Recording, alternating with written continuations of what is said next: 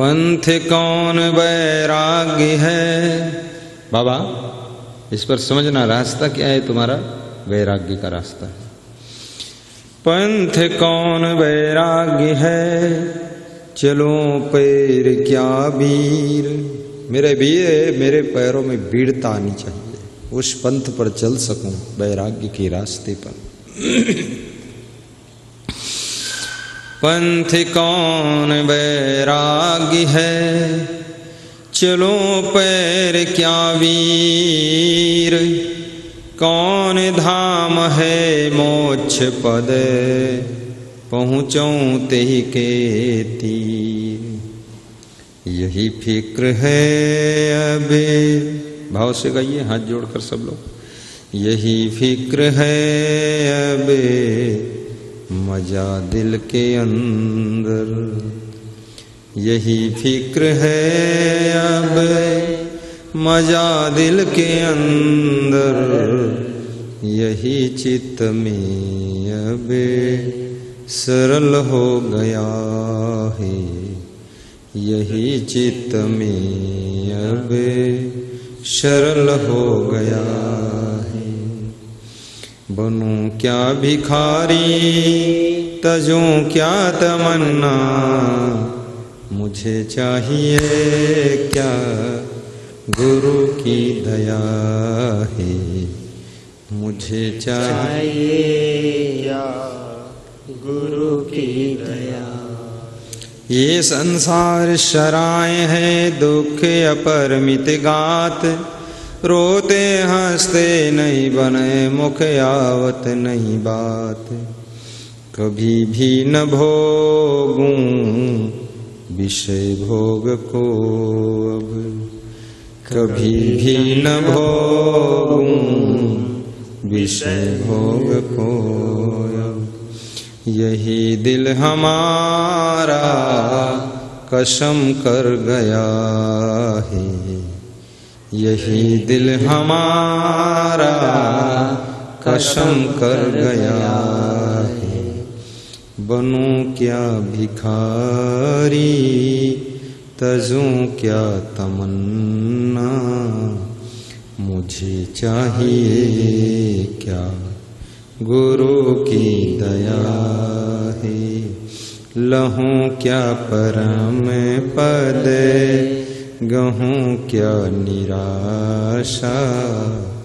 हृदय ग्रंथ चीज जड़ सकल झड़ गया है। बोलिए सद्गुरुदेव की जय। आत्मा एव हि आत्मनः संतुष्टः स्थिति प्रज्ञा तदा उच्यते। श्रीमद्भगवद गीता स्थित प्रज्ञ के लक्षणों का श्लोक। श्री कृष्ण उवाच। कृष्ण बोल रहे हैं। कृष्ण ने क्या कहा है? अर्जुन को पार्थ कहकर पुकारा है। पार्थ, पार्थ, पार्थ का मतलब क्या? जो स्वार्थ से ऊपर उठ गया, जो परमार्थ प्रिय हो गया, वो पार्थ हो गया। जो श्रेष्ठता को प्राप्त हो गया।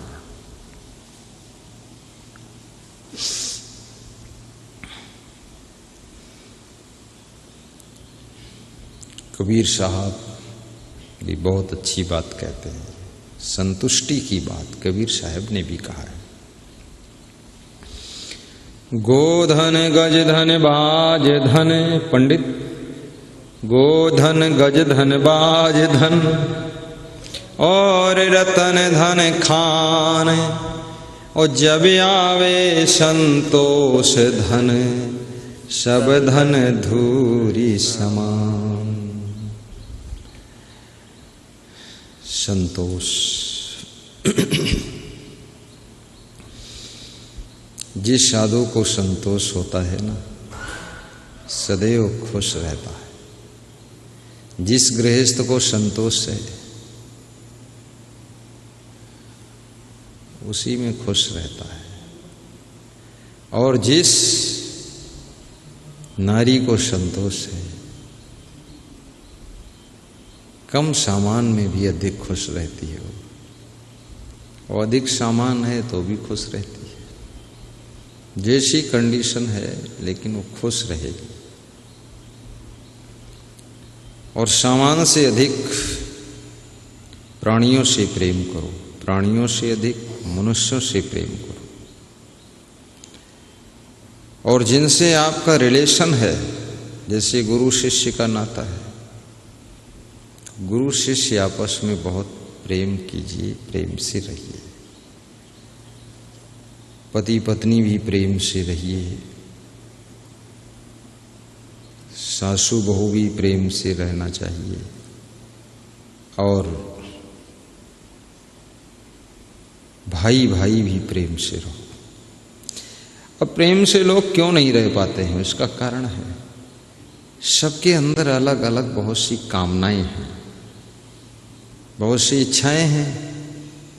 सब अलग अलग कुछ विशेष पाना चाहते हैं, और जब नहीं वो प्राप्त होता है, कामना पूर्ण नहीं होती है, तो उनको क्रोध आता है।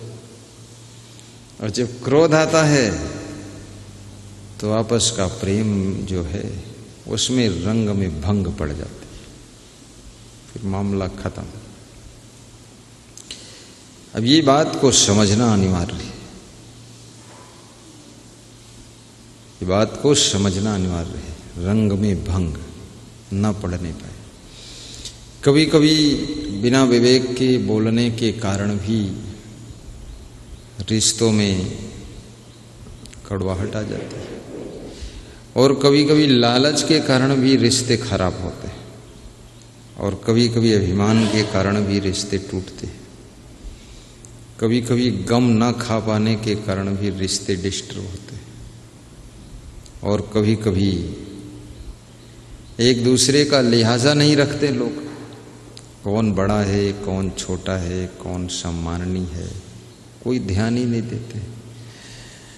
कितनी जो घरों में भैहो होती हैं, भैहो उसे कहते हैं जो छोटे भाई की पत्नी हो, भैहो है। भैहो इतनी शान गुमान से भरी हुई है, असभ्य भैहो है। वो अपने उसके जो जेठ हैं, अर्थात उसके पति के बड़े भाई हैं, उनसे कटर कटर बात लड़ाती है, बकवास करती है, जवाब पर जवाब तलब कर देती है, और झगड़ती है, गाली भी देती है, और क्या क्या बोलती है। अब इस तरह बोलने से धीरे धीरे प्रेम आपस का टूटता चला जाएगा, दूरियां बढ़ती चली जाएंगी। भैयों का मतलब है जो आपके बड़े लोग हैं, पूजनीय लोग हैं, सम्माननीय हैं, जेठ हैं, जेठानी है, सासू है, ससुर है, पति है, ये सबसे थोड़ा लिहाजा लेकर रहो। इनसे बात मत लड़ाओ, गुस्सा मत करो, गम खा लो। ये तुम्हारा कोई नुकसान नहीं चाहते हैं, तुम भी उनके परिवार की हो, तुम्हारे हित के लिए कह रहे हैं, तुम्हें कंट्रोल कर रहे हैं, अनुशासित कर रहे हैं, समझा रहे हैं, अपनी गलतियां सुधारो।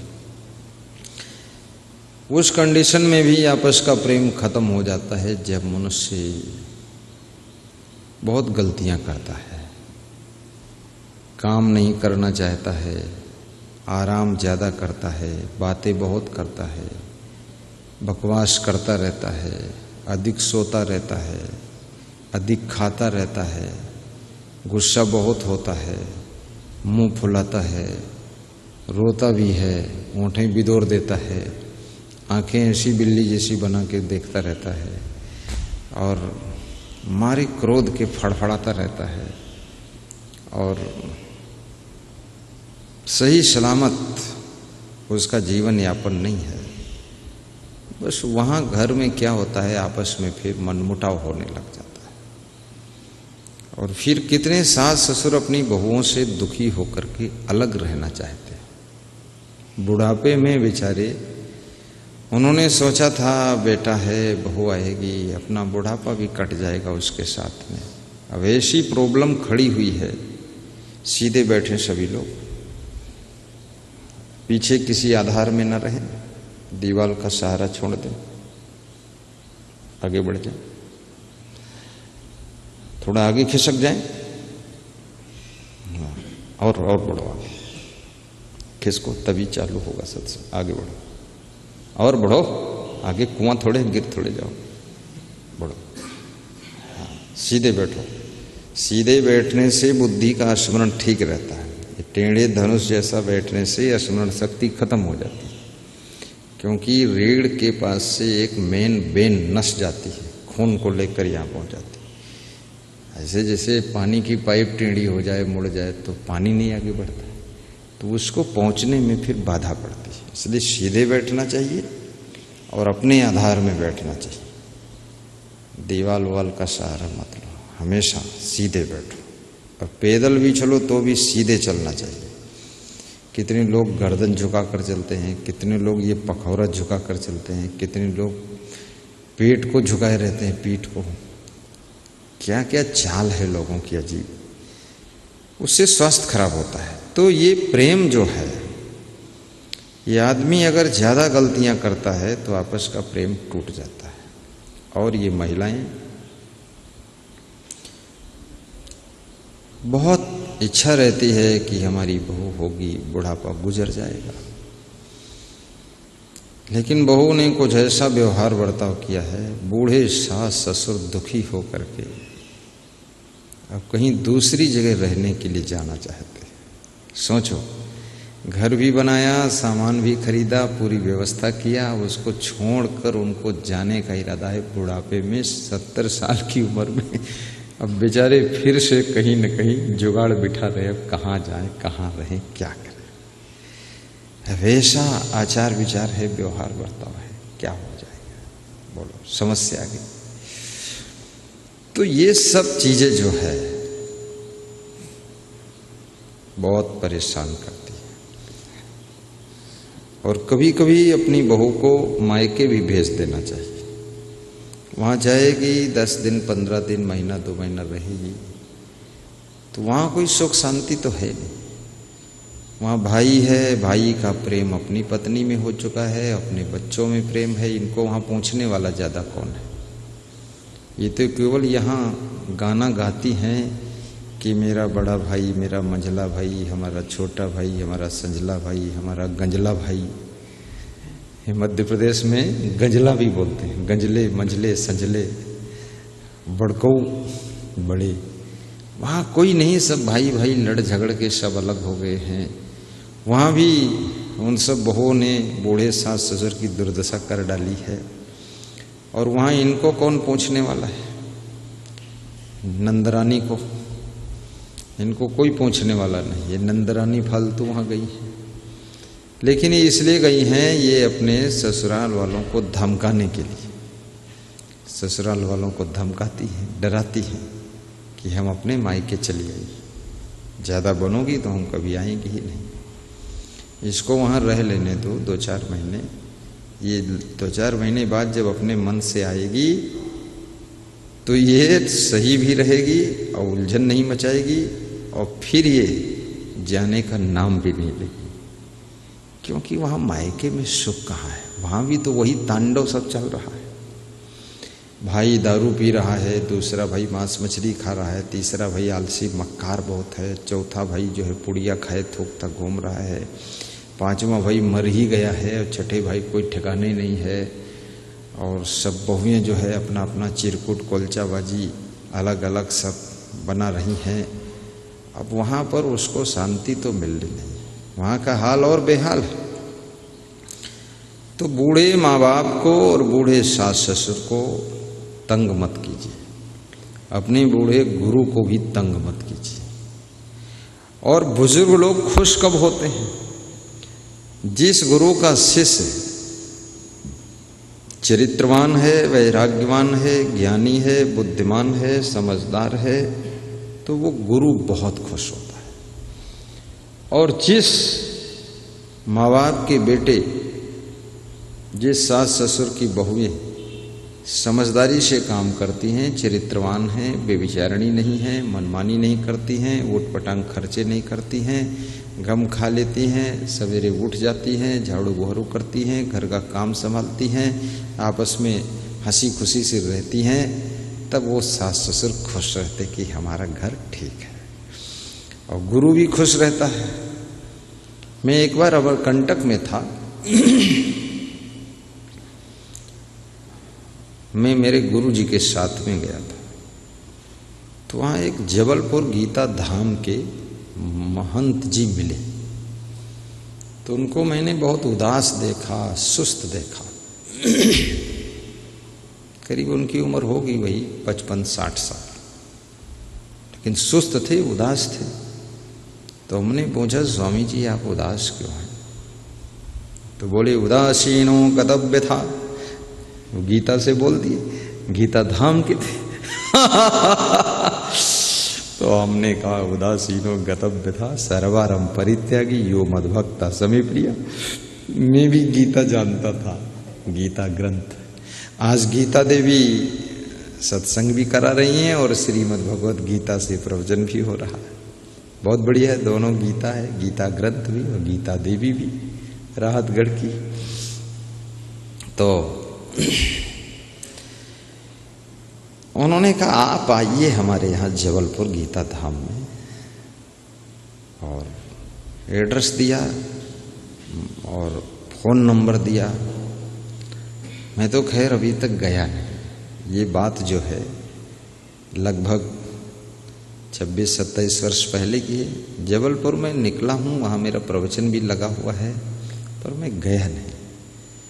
अब वहाँ क्या लेने में जाऊँ और क्या करूँ? तो उन्होंने फिर थोड़े शब्दों में हमको बताया कि मैं अपने शिष्यों से दुखी रहता हूँ, शिष्यों से। अब जो शिष्य मनमानी करता है तो उसका गुरु दुखी रहेगा, और जिसकी बहुएं मनमानी करती हैं तो सासुएं दुखी रहेंगी, और जिसके बेटे मनमानी करते हैं तो माँ बाप दुखी रहेंगे, जिसके भाई मनमानी करते हैं तो अन्य भाई दुखी रहेंगे। मनमानी करने का मतलब ही है कि तुम बहुत बड़ी गलती कर रहे हो। मूडी डूडी जो बने हो, ये मूडी डूडी पन्ना निकल तो सभी का जाता है।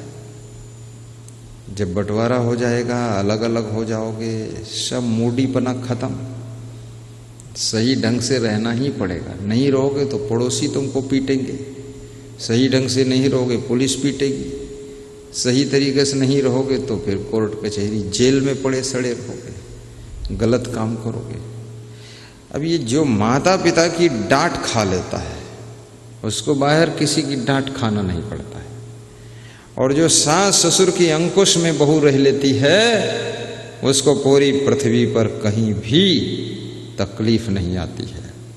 और जो गुरु की अनुशासन में रह लेता है वो शिष्य कभी, जो गुरु की नियम अनुशासन में रहता है, उसे कभी अपमान का घूंट नहीं पीना पड़ता है। वो जहाँ जाता है वहाँ उसका मान सम्मान ही होता है, और गुरु भी उससे खुश रहता है और पूरी दुनिया उससे खुश रहती है। इसलिए गुरु की आज्ञा में चलना चाहिए। चलिए आज्ञा माए, ये नियम है इसका। तो गाइए श्लोक। क्या है श्लोक? प्रजहाति यदा कामान् पार्थ मनोगतान्। बोलो बोलो, उसको दोहराओ तुम लोग, बोलो पंडित। प्रजहाति यदा कामान् पार्थ मनोगतान्, प्रजहाति यदा कामान् पार्थ मनोगतान्,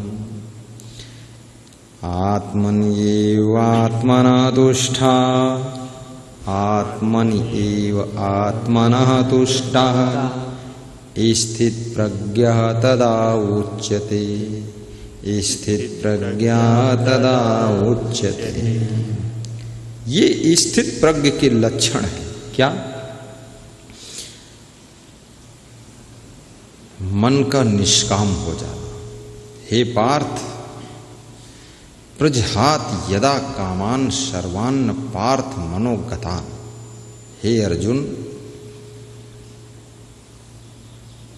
सर्वान माने समस्त, कामान माने कामनाएं, मनोगतान, मन की समस्त कामनाएं गत हो जाती हैं, समाप्त हो जाती हैं।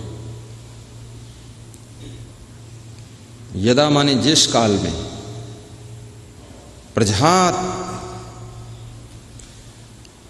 जिस काल में मनुष्य अपने मन की समस्त कामनाओं को त्याग कर देता है और आत्मन एव आत्मना, आत्मा से अपनी आत्मा में ही संतुष्ट हो जाता है, बस अंदर गोता लगाता है, कोई चिंता नहीं है, दुख नहीं है, अंदर में डूब रहा है, ओतप्रोत हो गया है।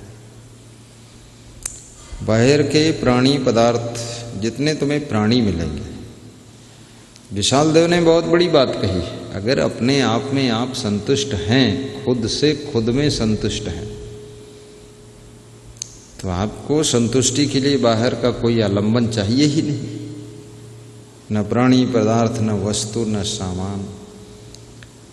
हमारे यहाँ एक अफसर आते हैं, IAS अफसर हैं, अभी कमिश्नर हैं, श्री एल वेंकटेश्वर लू। वो मेरे साथ भी बहुत रहे हैं, मैं उनके साथ भी रहा हूँ। बहुत सत्संगी हैं, ज्ञानी भी हैं और साफ सुथरे क्लीन अफसर हैं। और अफसर होने का उनको जरा भी अभिमान भी नहीं है। एक शब्द में कहो तो गृहस्थ महात्मा है वो।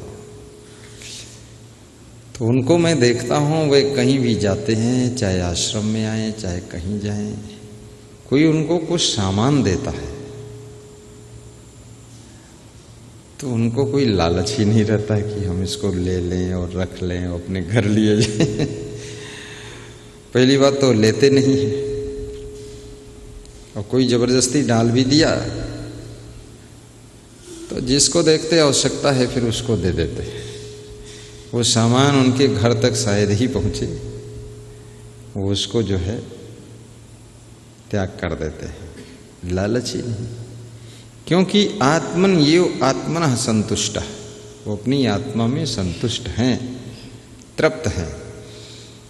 कोई दूसरी स्त्रियों की तरफ भी वो घूर कर कभी देखते नहीं हैं, और ना तो रिश्वत लेते हैं और ना तो कुत्ते कड़म का काम करते हैं इस तरह उधर, और व्यभिचार में भी नहीं पड़ते हैं। और ज्यों ही समय पाते हैं कहीं कबीर के दोहा बोलते हैं, कहीं श्लोक बोलते उपनिषद के, गीता के, और खुश भी रहते हैं। उनका कभी ट्रांसफर हो गया, बहुत अच्छी जगह नहीं मिली तो भी वहाँ खुश रहते हैं, बहुत अच्छी जगह मिल गई, बड़ा पद मिल गया तो भी खुश रहते हैं। संतुष्ट रहना, सब दिन होत न एक समान, हमेशा एक जैसे दिन नहीं होते हैं। कभी आप अपने घर में भी देखते हैं, कभी पूड़ी पकवान बनते हैं, कभी खिचड़ी ही बनती है, कभी रोटी और अचार चटनी ही खाने को पड़ता है, और कभी बरसात होती है, कभी धूप होती है, कभी कीचड़ है, कभी मच्छर है, कभी बढ़िया ठंडी हवा है, कहीं बिजली आती है, कहीं जाती है। सब परिवर्तनशील है, कोई यहाँ स्थायित्व तो है ही नहीं। और परिवर्तन चक्र में पूरा संसार घूम रहा है, सब बदलाव हो रहा है, प्राणी भी बदल रहे हैं। आज जो आपसे बहुत प्रेम करता है, 2-4 साल बाद वो कम प्रेम करेगा आपसे, वो भी बदल गया। 10 साल बाद फिर लौट कर आएगा, फिर बहुत प्रेम करेगा, गले लग जाएगा, हाथ जोड़ेगा, अरे हम भूल हो गई और आपको छोड़ दिए, क्या करें, गलती हो गई, क्षमा करना, हम पहले जैसा ही प्रेम करेंगे। लेकिन रहीमदास बहुत मजे की बात कहते हैं कि रही मन धागा प्रेम का, मत तोड़ो चटकाए, टूटे से फिर ना जुरे, जुरे गांठ पर जाए, टूटे से फिर ना जुरे, जुरे गांठ पड़ जाए। बिन विवेक कोई ना सुखी, बिना किए संतोष, सबको देखो हाल यह, पढ़े अपढ़ मन को, सबको देखो हाल यह पढ़े अपढ़ मन को। सबको देखो हाल यह पढ़े अपढ़ मन को।